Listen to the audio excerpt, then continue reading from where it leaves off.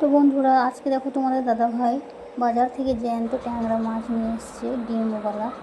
তো দেখো ট্যাংরা মাছগুলো ভালো করে বেছে ধুয়ে বক্সটার মধ্যে রেখে দিয়েছিলাম। এখানে আমি পেঁয়াজ, লঙ্কা, টমেটো, রসুন, কাঁচা লঙ্কা, ধনেপাতা সব কিছু দেখো বেছে কেটে রাখা আছে পেস্ট করার জন্য। তো এগুলো আমি পেছের মধ্যে তুলে নিয়েছিলাম। মাছগুলোকে দিয়ে দিয়েছিলাম পরিমাণ মতো নুন, হলুদ।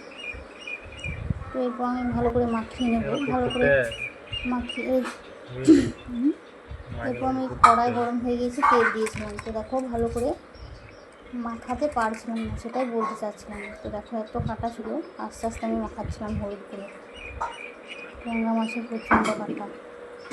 তো চলো আস্তে আস্তে করে মাখিয়ে নিই মাছগুলোকে। এরপর আমি কড়াই বসিয়ে দিয়েছিলাম, কড়াই গরম হয়ে গিয়েছে।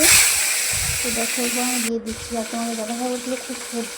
আর এখানে যেগুলো বাটিতে দেখাচ্ছিলাম সেগুলো পেস্ট করে নিয়েছি।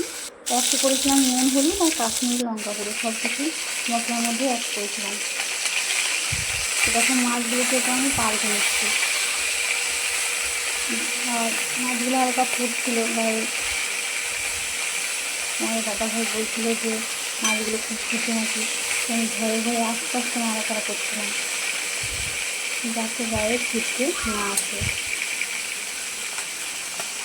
তো চলো মাছগুলোকে আমি পাল্টে নিচ্ছি একে একে।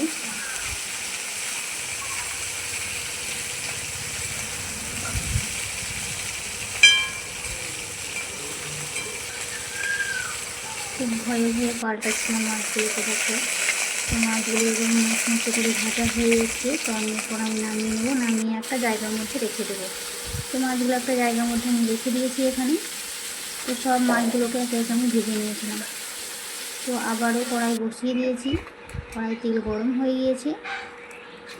তো এরপর আমি দিয়ে দেবো ফোড়নে 5 ফোড়ন।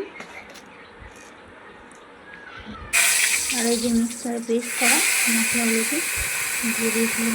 দাদা ভাই কড়াইটা খুবই গরম ছিল, এবং ফুটে আসছিলো মশলা গায়ের মধ্যে, একটু আঁচ উঠেছিল। তো ভালো করে এগুলো কষাতে থাকবে যতক্ষণ না মশলা গন্ধ থাকবে।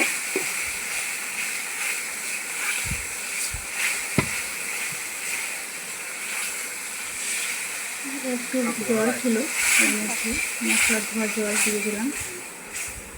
তো একটু ভালো করে কষাতে থাকবে।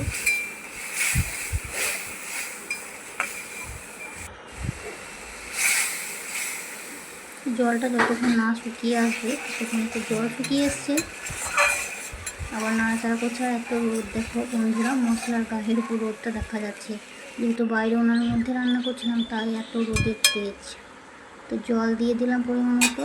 এরপর ঝোল ফুটে উঠবে। ভালো লাগলে লাইক, কমেন্ট, শেয়ার করে দিও, চ্যানেলটিকে সাবস্ক্রাইব করবো।